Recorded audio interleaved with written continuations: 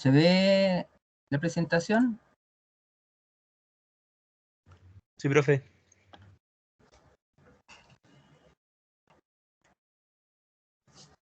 Ya. La semana pasada, el martes, vimos los métodos de sostenimiento, vimos marcos metálicos y apernado de roca. Nos queda pasar el hormigón proyectado. Vamos a ver unos videos primero para poder, y antes quiero que vean el programa, porque la idea es que no nos salgamos mucho del programa. Entonces, habíamos puesto este calendario.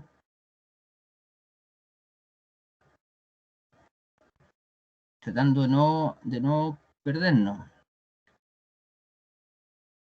Estamos aquí en estas semanas de acá. Entonces, en esta semana tengo que ver el diseño plástico y elástico, teorías de carga, método de sostenimiento y NATM. Y ahí hacer una prueba. Entonces, ahí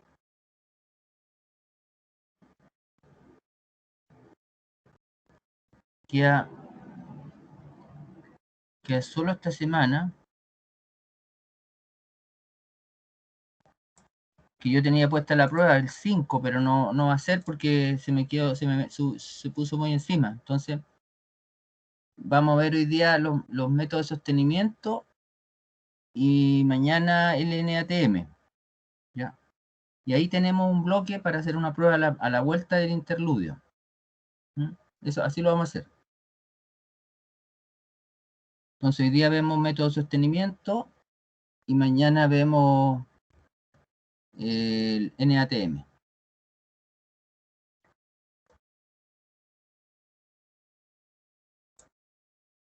Y vamos a terminar de pasar esto para después ver mejor los videos. Así me quedo más tranquilo de que pasamos por lo menos la materia.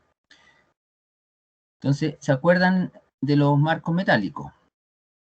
Habíamos visto todos estos marcos que se usaron mucho tiempo con la idea de sostener una carga de roca. Ya, ¿Me escuchan bien o no? ¿Aló? Sí, profe, se escucha. ¿Sí? Sí, profe. Y la carga de roca es la que ya varios me contestaron muy bien. La prueba, no terminaba de corregir la prueba, que puede ser del orden de 2 veces el ancho del túnel. ¿Ya? ¿Y qué pasa después? Se estabiliza por el efecto de arco. O sea, el túnel puede ser muy profundo, pero gran parte de la roca, del peso, se lo lleva el terreno mismo. ¿Ya? O sea, de hecho, yo me estuve corrigiendo la prueba. Yo me hago una pauta. Todos los años hago lo mismo para ser parcial, ¿no? O sea, ser imparcial. Entonces yo me hago una pauta, la reviso yo. O sea, yo hago la prueba, me la hago yo mismo. Entonces yo la respondo. ¿Se fijan? Acá está. ¿La ven o no? Sí, profe, se ve. Ya, entonces lo que les quería decir es esto, porque este es el efecto de arco. Entonces, sobre el techo del túnel se crea una zona como unos 2 diámetros en el cual eso carga sobre el túnel, pero sobre eso el terreno se distribuye la carga y no carga sobre el túnel. Aquí está la respuesta. Yo se las entrego, esta para que ustedes las tengan también. ¿Ya? Entonces, ahí estoy con los problemas. El terreno crea su propio arco y resiste todo el peso hacia arriba. Por eso que se estabiliza. Bueno, entonces, los marcos metálicos, cuando Terzaghi sacó su libro, ahí explicó, a ver, miren, ¿se acuerdan del Proctor and White? A ver, Proctor and White. Este librito, el de... Está en el otro. Ahí está. Entonces, en este librito, Terzaghi entregó una tabla para calcular el peso que hay sobre el túnel. ¿Ya? Entonces le entregó su clasificación geotécnica o geomecánica. La gente lo puede entender de dos maneras, geotécnico, geomecánico o clasificación geotécnica, bueno, es lo mismo. ¿Ya? ¿Qué es esta tabla? ¿Ya? Entonces con esto ustedes pueden calcular el peso sobre el túnel. Y esta clase, la 6, es la de la roca más mala, porque estas son las rocas que fluyen, ya que son un caso especial. Pero esta, la carga máxima se fija 1,1 B más H, B el ancho, H el alto. Está 2,2 veces la altura. Esa es la más fuerte. Y sobre eso, el túnel no carga. O sea, el terreno para arriba no carga sobre el túnel. ¿Ya? Y así se diseñan los marcos. Pero después aparecieron los pernos. Y los pernos aparecieron junto con el método que se llama nuevo método austríaco. ¿Ya? Entonces, el método austríaco lo que hace es reforzar la roca. Con los pernos se refuerza la roca y la roca empieza a trabajar. Justamente ese arco de roca suelta, el NATM lo que hace es apernarla o mediante el choque también evitar que se desintegre. Y ese es el truco. ¿Ya? Entonces, estos son elementos de refuerzo de la roca para que la roca se resista a sí misma. ¿Ya? Entonces, cuando hay bloques sueltos, se usa un apernado así bien especial que va dirigido sobre todo con la orientación, ¿ya? Que atraviesa las discontinuidades, las cose. ¿Ya? Aquí hay una demostración de cómo va actuando esa compresión de los pernos en el entramado de roca y que se comporta como un bloque. ¿Ya? Y ahí se forma un arco de roca. ¿Fijan? Con los pernos. Y estos son los pernos que actúan como cosiendo también la masa rocosa, de manera que cuando, estos son los pernos pasivos, cuando la masa intenta irse hacia adentro del túnel, los detiene. ¿Ya? Y aquí están los distintos tipos de pernos. Que hay muchos tipos de pernos que trabajan con presión, con carga en la cabeza o a lo largo como adherencia en todo lo largo. ¿Ya? Y estos últimos son los pernos de fibra, ¿ya? Y pernos autoperforantes. Ahí nos quedamos. Estos son los diagramas de tensión de formación. Los anclajes por fricción no se sueltan. Los mecánicos de alta resistencia son un poquito más dúctiles que los de resina y anclaje de resina. Estos aguantan más, los de resina. Ya. Ahora vamos al hormigón proyectado. El choclet o hormigón proyectado, ya, es un mortero lanzado hidráulicamente. O sea, también tiene gravilla, pero más delgada que el hormigón común. Más delgadita, más chiquitita. ¿Ya? Se puede hacer también solo con arena. Ese se le llama gunita. ¿Ya? Dice, los primeros intentos de usar esta técnica son de 1914. ¿Ya? Después de la Segunda Guerra se perfeccionaron y se aplicaba con agregados de hasta 1 pulgada de tamaño. Eso es grande. ¿Ya? El uso del concreto proyectado, a menudo en combinación con pernos de roca y malla de alambre, se esparció rápidamente a través de los países alpinos y la península escandinava. Hoy día los sistemas de refuerzos basados en chocles son vastamente usados en Europa, donde han probado ser eficientes y económicamente en una serie de condiciones de terreno. ¿Ya? Y se han usado en todo el mundo, ya se usan en todo el mundo. ¿Ya? Estos son comentarios de 1972. ¿Ya? El diseño tradicional, pensando en términos de soporte de acero, considera que la solidez del refuerzo equivale a seguridad. Por ello se desconfía que una delgada capa de chocolate pueda trabajar bien, sino mejor que los arcos de acero. Entonces, es por el concepto que hay detrás, ¿ya? Que el chocolate no soporta la roca, la refuerza. ¿Ya? Y así empieza a avanzar a partir de los 50, se empieza a usar más y más. Se usa con marcos, se usa con malla, con perno, con todo. Se van mezclando. ¿Ya? Y se usa también como soporte permanente. O sea, normalmente después de un marco se hormigonaba, hacía una bóveda de hormigón. Ahora esa bóveda se puede hacer con chocolate. Se puede hacer con chocolate. Ya. Y también hay elementos nuevos, por ejemplo el robot. Esta es una máquina que se dirige con la persona, ya no es un operario el que lanza el hormigón, es una máquina. Entonces no hay peligro para el operario, no tiene que cargar, porque estas mangueras son pesadísimas. ¿Ya? Y el rebote le llega a la cara. Y a veces le tapa, cuando usan, se les le dificultan ver. O sea, los lentes se llenan de polvo y de proyecciones. Entonces, por eso los robots son buenos. ¿Ya? Y además se puede ver mejor la frente. Cuando estás muy ahí encima no ves localmente nomás, pero acá ves todo. El operador puede ver todo. ¿Ya? Entonces el hormigón proyectado sirve de revestimiento definitivo, da una continuidad completa al refuerzo, o sea, cubre todo el espacio, toda la bóveda, es rápido colocar, más rápido que el marco, sella filtraciones, aunque siempre hay que poner barbacana, se puede controlar visualmente, se puede reforzar, que eso es súper importante. Si uno define una capa y después empieza a notar que falta, le pone más. Eso lo tiene que decir el geólogo. Si el terreno es más malo de lo que se pensaba, se agrega choque. Reduce el monto de sobreexcavación. No necesita darle espacio a los marcos. Tiene todas esas ventajas. La aplicación se hace desde 1 metro, más o menos. Esto es como lo óptimo, para no producir tanto rechazo y para que tenga una compactación adecuada. No puede ser muy lejos por la compactación, ni muy cerca por el rebote. Siempre se habla de más o menos 1 metro y en forma perpendicular, no en ángulo.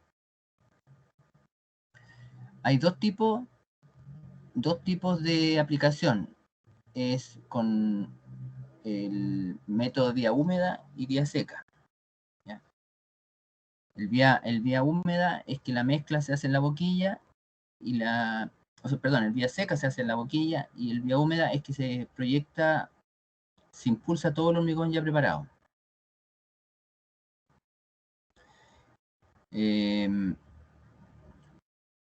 Se puede lograr cualquier espesor, ¿ya? Se aplican capas de 5 centímetros más o menos, y entre capas hay que dejar pasar un tiempo para el fraguado, eso depende también de los acelerantes. ¿Se fijan? Así es lo correcto, perpendicular a las paredes, y así es incorrecto, lanzarlo así en forma inclinada porque el rebote salta para otro lado. El rebote no se puede utilizar. ¿Ya? El espesor se controla con clavos, que se colocan previamente. ¿Ya? Incluso aquí hay un esquema donde se puede aplicar el hormigón proyectado sobre la marina, antes de sacar la marina. Entonces se saca la marina bajo ya protección.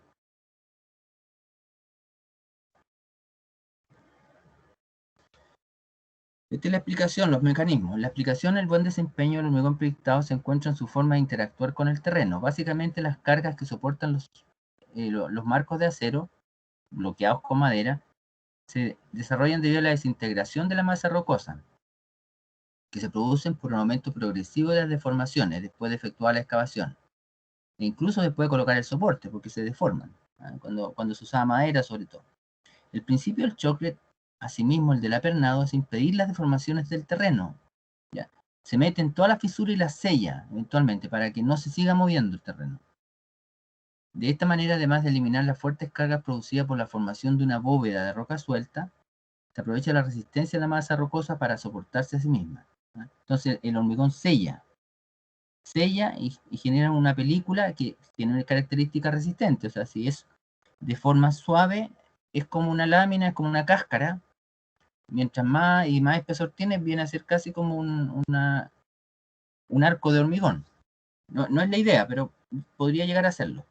Ya sobre todo, por ejemplo, en suelo, en el metro, se usa como un revestimiento de hormigón de unos 20 centímetros que actúa estructuralmente. Ya, pero originalmente lo que nació como un elemento de confinamiento y de sello, ¿ya? Para evitar la desintegración de la roca. Así nació el choque. Ya. Ahora, el choclo reacciona de la misma forma que cualquier concreto armado. Ya. Puede resistir flexión, tracción. Tracción si le ponemos una malla. Entonces muchas veces se le pone una malla al choclo, que no es, a veces y a veces no es esa misma malla que se usa en los, esta malla que se ve, esta malla, se puede usar esta, sobre todo se usa esta que en realidad es la electrosoldada más blandita, ¿ya? O a veces una de, que es como un alambre trenzado, pero no electrosoldado, es más dúctil todavía, ¿ya? Entonces, aquí estamos.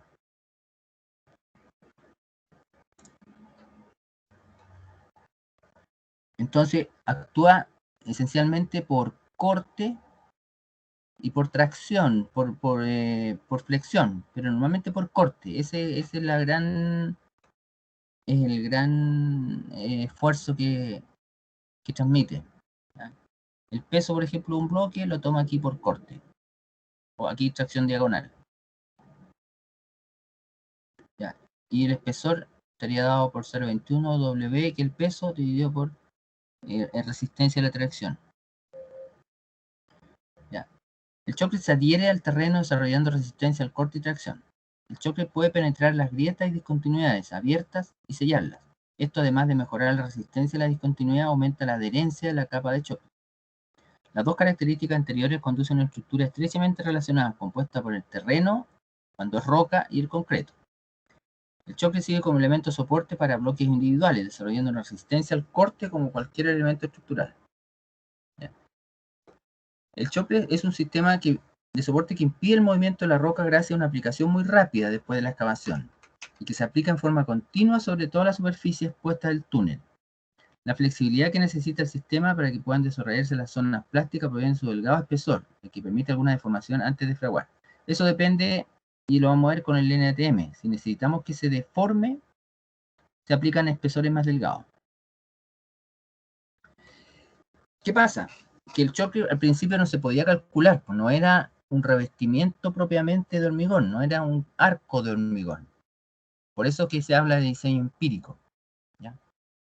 Eso es esencial entenderlo.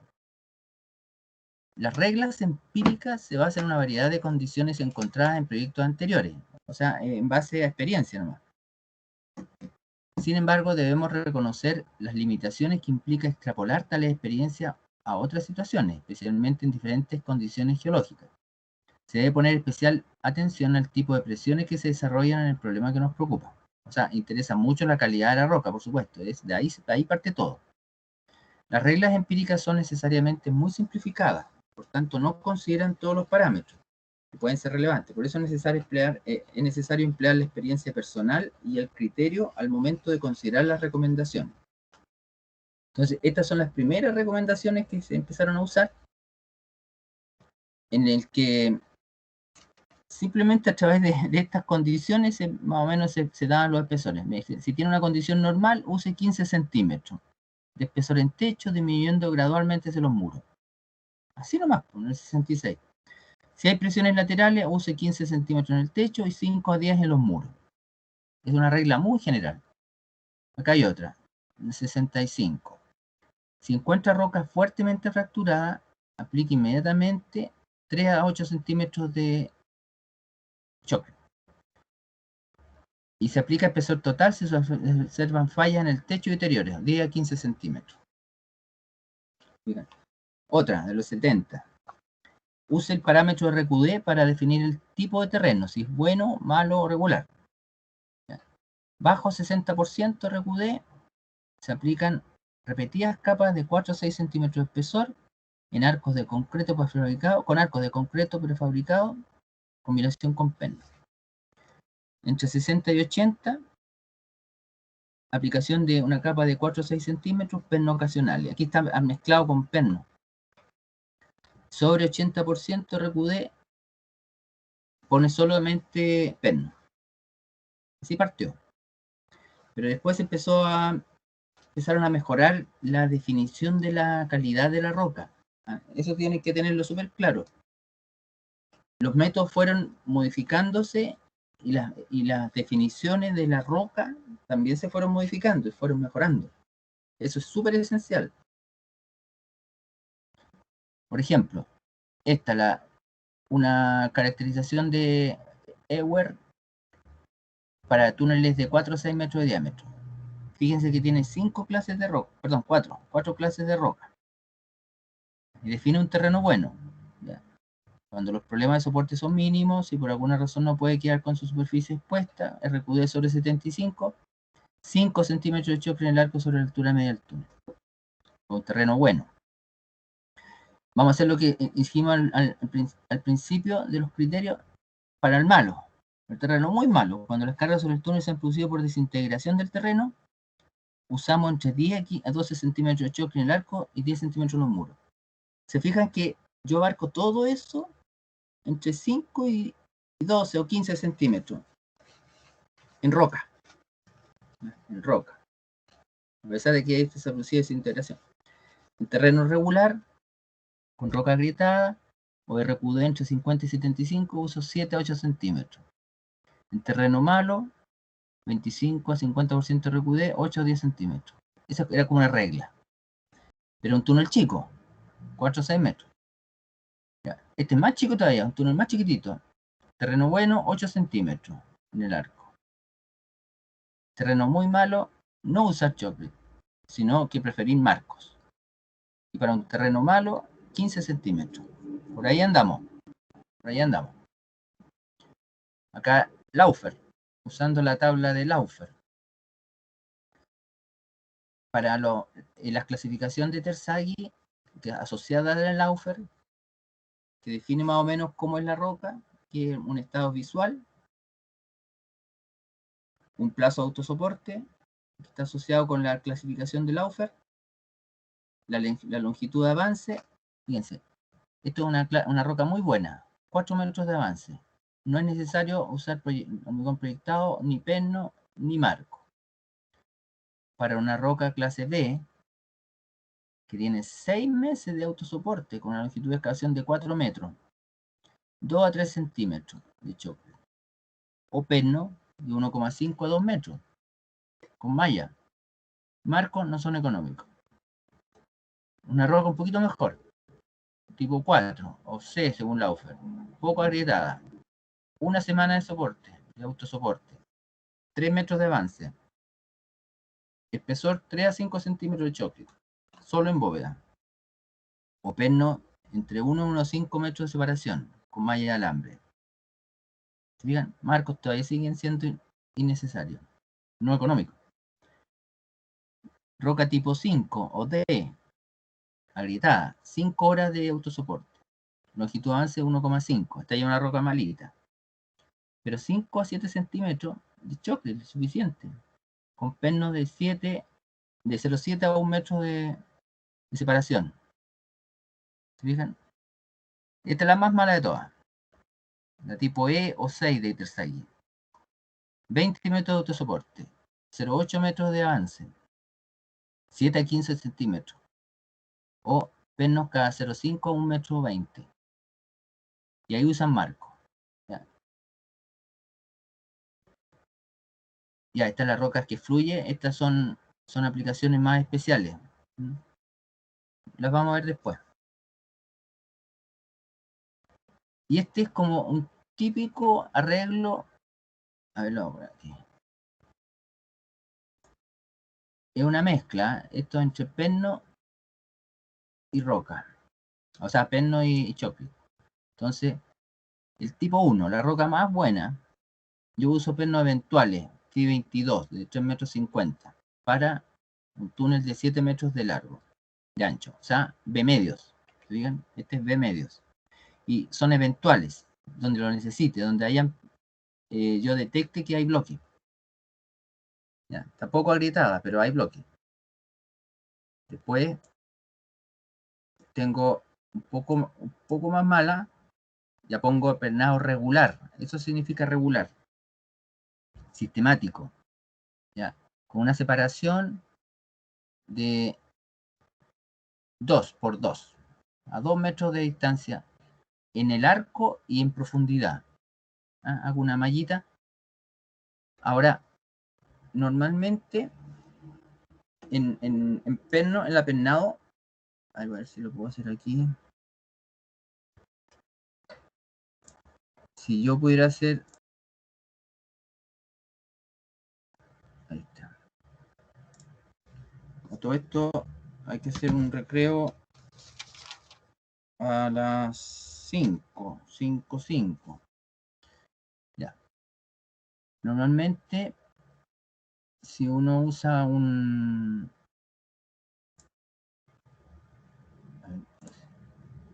Si uno...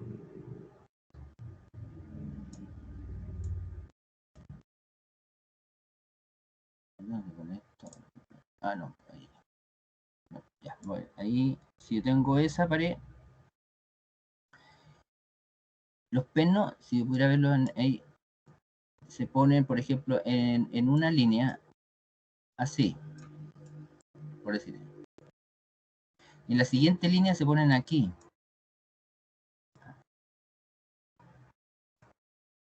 O sea, supongo, esta es la distancia. Esta es la distancia.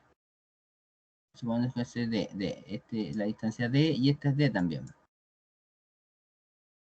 Si es 1 por 1, 2 por 2, lo que sea. Entonces,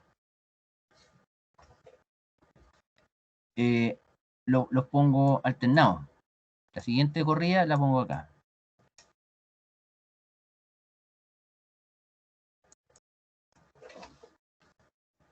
En una superficie. A ver, ¿cómo lo puedo hacer? Si lo puedo hacer.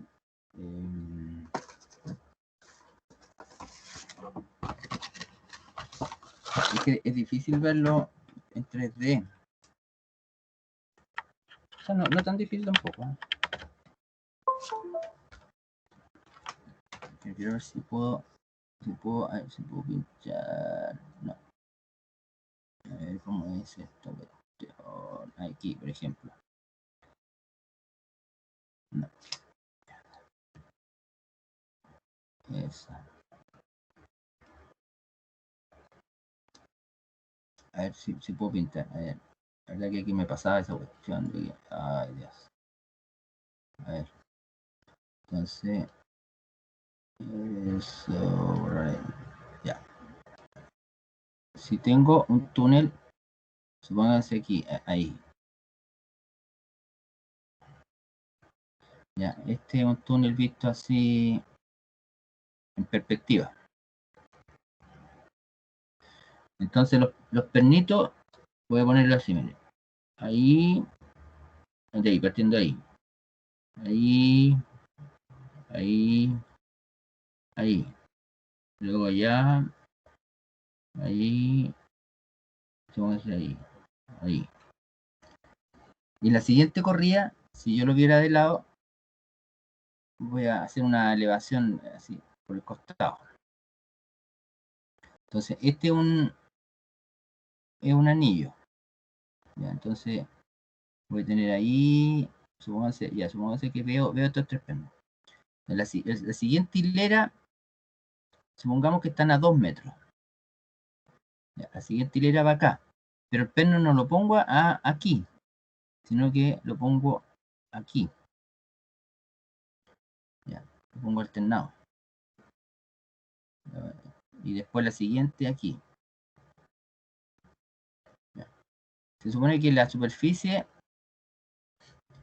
por perno, o sea, si es 2 por 2, significa un perno por 4 metros cuadrados. Ya. 1 por 1 es un perno por metro cuadrado.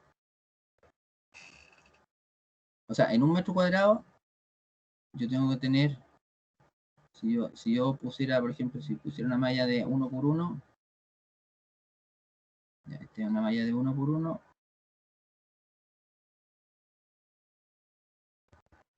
debería tener un perno en cada metro cuadrado.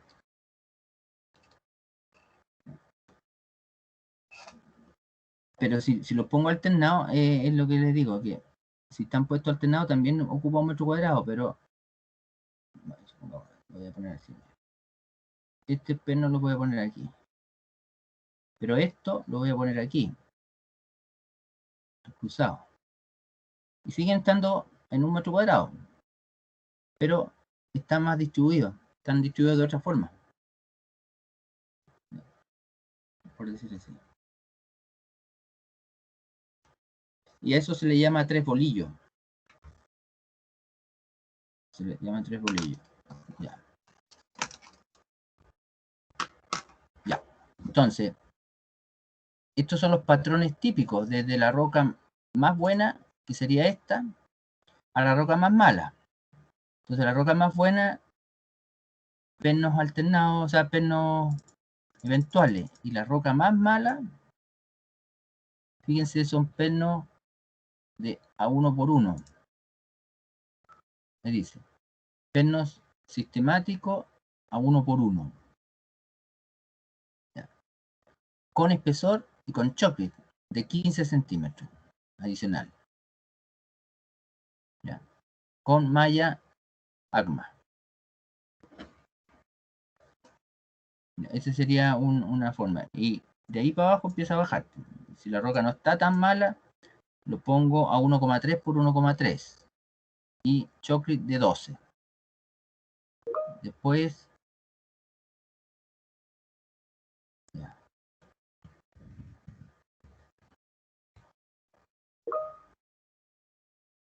Ya, entonces... Después, este por ejemplo, perno a 1,5 por 1,5 y chocolate de 7,5. Ya. Después, pernos de 2 por 2, chocolate de 5. Así se distribuye. De una forma típica de proyecto. Hacemos un recreo de 10 minutitos. Muchachos, ¿me escuchan? Ya, profe. Ya, 10 minutos de descanso. Son las 17:10.